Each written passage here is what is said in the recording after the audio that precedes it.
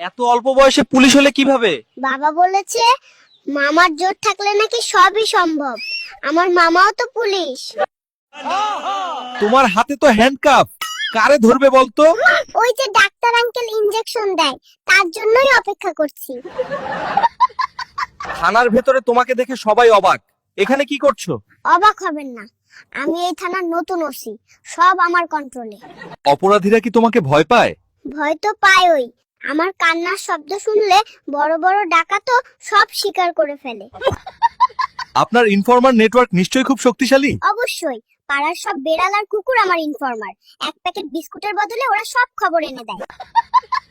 আত্মীয় স্বজনদের দেখলে আপনার প্রতিক্রিয়া কি থাকে? ওনারা হলেন সিভিল ড্রেসে পুলিশ, কখন কি প্রশ্ন করে জেরা শুরু করবে তার কোনো ঠিক নেই।